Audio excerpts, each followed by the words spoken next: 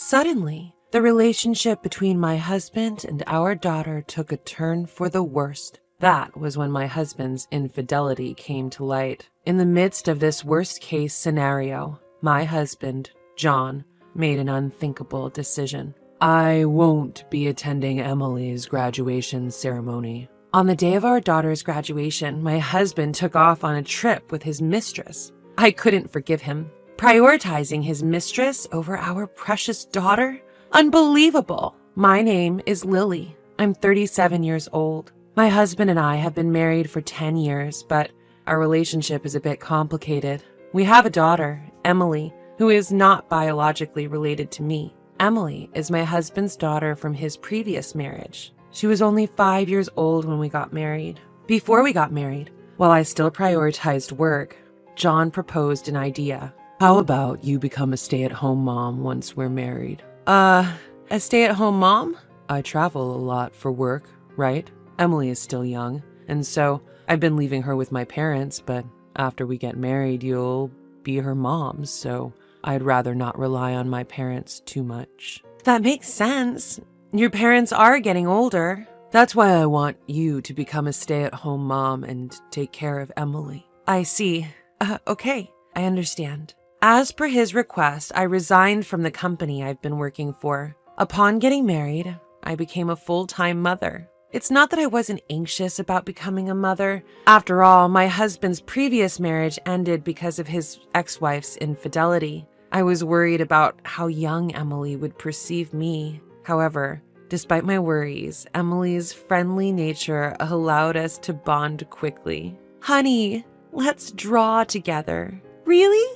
I love drawing. After we finish drawing, we can go shopping together. Let's go. I want to help you prepare dinner too. Thank you. That makes me very happy. I've been doing my best to build a genuine mother-daughter relationship. The first time she called me mom, tears came out of happiness. Day by day, as I spent time with my daughter, my love for her grew deeper. Blood ties didn't matter. I saw her as my real daughter, and I continued to pour my love on her. Before I knew it, she was 15 years old, already an 8th grader. Perhaps it was the onset of adolescence, but I had started to feel a slight distance between us. Previously, she would always be home by 6 p.m. at the latest and would let me know if she was going to be late, but recently she's not often home until 8 p.m. That day, too, she arrived home past 9 p.m. with no prior communication.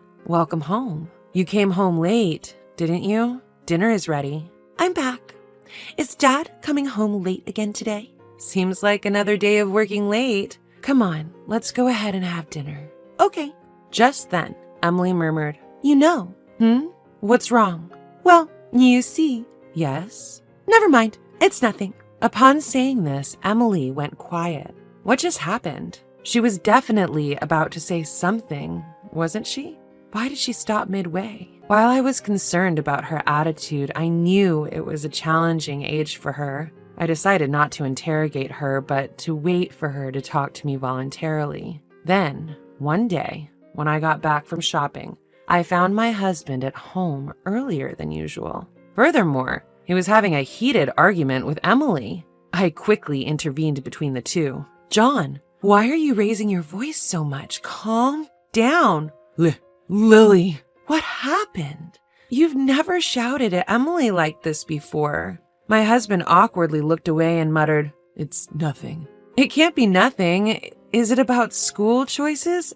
If so, why don't the three of us discuss it together? I said it's nothing. You're being too persistent. Just leave it. I'm going to take a shower. Wait a second. He quickly left the living room. Feeling the awkward atmosphere, I couldn't help but ask Emily, what happened? Nothing. Nothing? It's nothing. Emily, please talk to me. Something must have happened for it to escalate to a fight, right? Just leave me alone.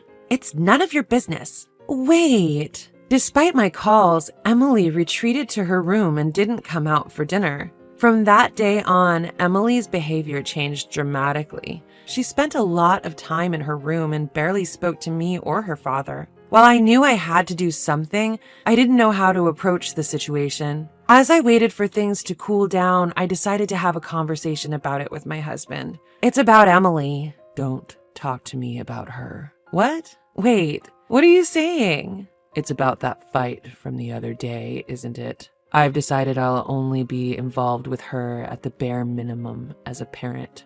What? Don't be so irresponsible. Emily must be struggling with something. I don't care. She rebelled against me. What's that supposed to mean? Despite my repeated inquiries, he refused to explain why they had argued. Eventually, my husband made a statement that made me question my own ears. I won't attend Emily's graduation ceremony. What? Wait a minute. A middle school graduation ceremony is a once-in-a-lifetime event? I don't care. I've decided not to go, so you go alone. No way. No matter how much I tried to persuade him, he refused to listen. I tried to invite him multiple times after, but he remained adamant about not going, consistently refusing.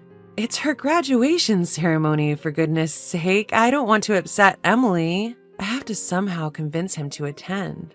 As I was waiting for the right moment to bring up the conversation again, something happened. While cleaning my husband's room as usual, I found an envelope wedged in a gap in his bookshelf. When I opened the envelope, I found 2 round-trip tickets for a train to Chicago. Why were there 2 of the same tickets? If it were a business trip, he wouldn't need 2, would he? That's when I realized. The departure date printed on the ticket was the same day as Emily's graduation.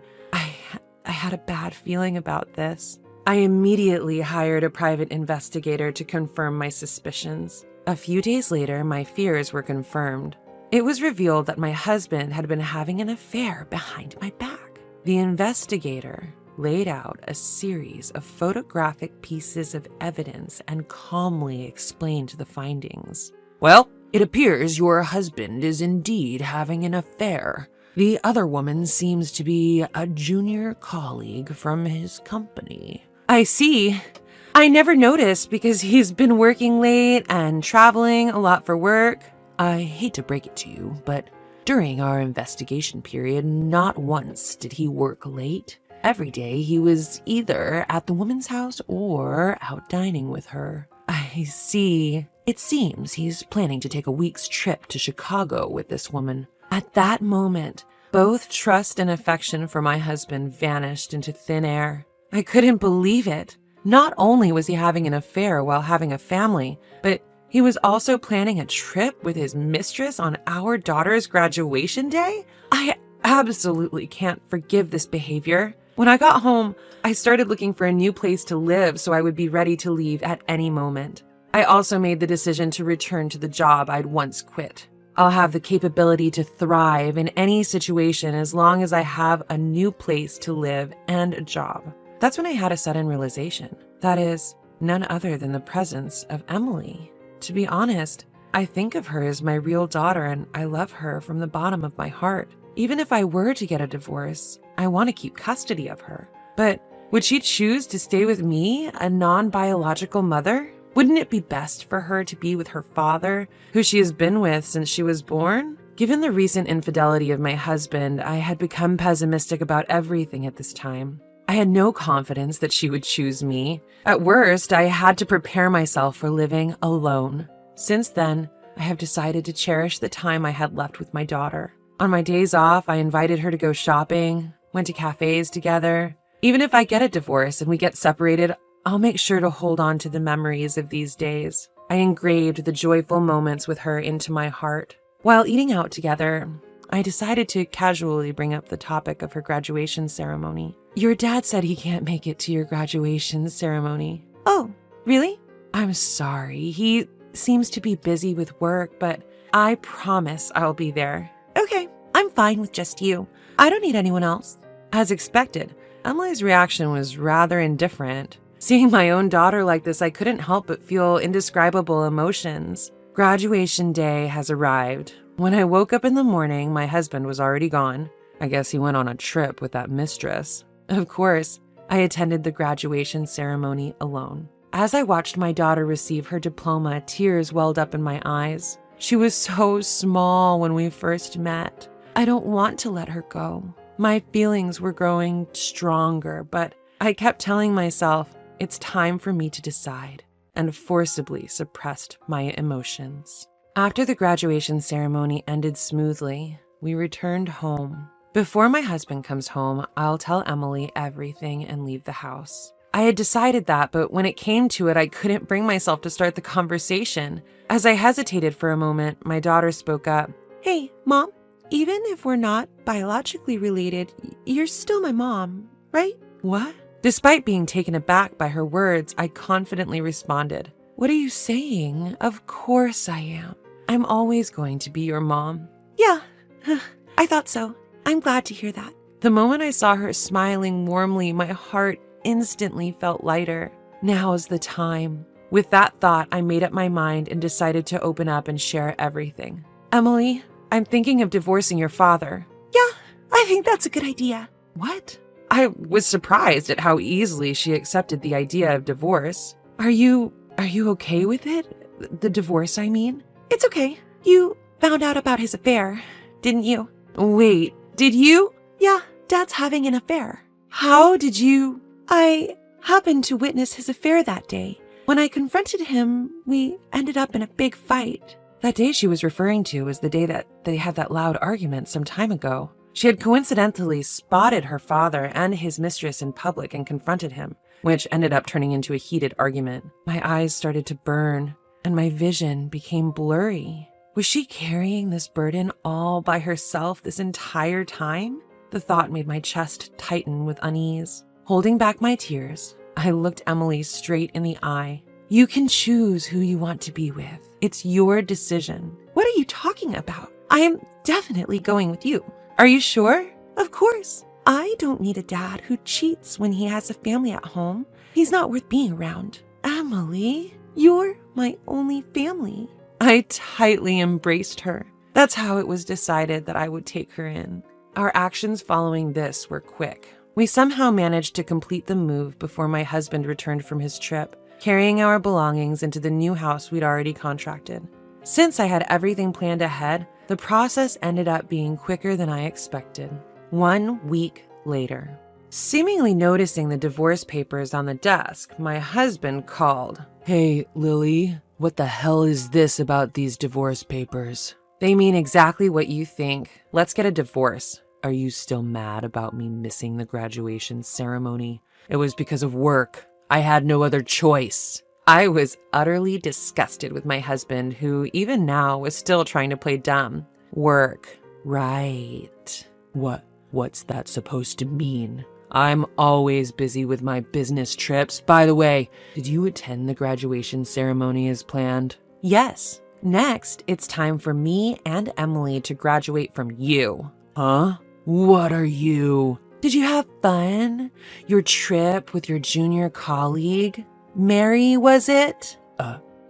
What are you talking about? Then explain what this is about. Upon sending the evidence photos from the detective via iMessage, my husband became visibly shaken and struggled to find his words. Why would you secretly take photos like this? Are you a stalker? That's disgusting. Getting involved with women at work is far more disgusting. What? It's your fault for being unattractive as a woman. What? You're trying to say it's my fault? You've been lazing around all day doing nothing. Is your only accomplishment hiring a detective to gather evidence behind my back? Where am I supposed to find desire for a woman like that? Wasn't it you who asked me to be a stay-at-home mom when we got married? I didn't expect you to become such an ugly pig. It's my one miscalculation. Ugh, what a mistake. I vented my rage at him without holding back. By the way, make sure to submit those divorce papers, all right? Oh, and I'll be properly claiming alimony as well as child support, so be prepared for that. Wait a minute. Emily is my child. Are you planning to take her without my permission? Yes. Emily made her own decision. She wants to be with me, not you. No way. I'm the one who shares blood with Emily. There's no way she'd choose a stranger like you. The moment I heard those words, my patience snapped. Huh? Who's talking? Who decided to go on a trip with a mistress instead of attending his dear daughter's graduation ceremony? You should be embarrassed. You, how dare you go that far? Being married to someone like you is nothing but a dark chapter of my life. Our marriage is over. Emily and I are going to live together, never show up in front of us again. My daughter gently rubs my back, giving me strength after my impassioned outburst. She then snatches the phone to speak her piece to her father. Hello, Dad? Emily, what the hell are you? From now on, I'll live with Mom. Don't bother us again. You, who do you think you're talking to? I'm your only biological family, you know. Then she coldly retorts, Family? You betrayed me and Mom, and you call that family? Don't make me laugh. Blood ties mean nothing. I have decided to believe in my mom, who truly loves me. You're the lowest of the low. Having affairs while being married? Disgusting. You're no longer a father in my eyes. With that, she hung up the phone. With a deep sigh of relief, she stretched her body wide and beamed with a smile of pure joy. Seeing her like this somehow lightened my heart, too. With sufficient evidence of his infidelity, I was able to quickly divorce him. Emily strongly wished for me to have her custody, and so I did. Through a lawyer, I demanded compensation from his mistress and also made sure he paid alimony in addition to that. Chan's mistress was outraged at being sued and immediately broke up with him. Moreover, as she spread the story of their breakup at work, his reputation plummeted. News of his affair and abandonment by his daughter quickly spread throughout the company. Apparently, John got dumped by his wife for having an affair with a junior colleague. LOL. Didn't he have a daughter? Man, that's really low. To be abandoned by your own daughter? That's a major oof. LOL. When the company investigated the rumors, his misdeeds came to light one after another. He had been taking his mistress on business trips and inflating his expense claims. He was promptly fired and ordered to pay back all the fraudulent travel expenses. Having lost everything, he moved into a cheap apartment and is apparently living a difficult life. There's nobody to lend him a hand, and he'll probably remain lonely and impoverished in the future as well. In contrast to my ex-husband, I am living a remarkably prosperous life. I was able to return to my old job, and my time with my daughter has been fulfilling. On our days off, we go out together and cook meals, enjoying a genuine parent-child bond every day. Hey, Mom, what about having mac and cheese for dinner today? Sounds good. How about we cook together? We'll need to go shopping, too. Oh, and let's stop by the new cafe that just opened up. All right, let's get ready then. I no longer have any worries. I intend to continue walking hand in hand with the daughter who chose me.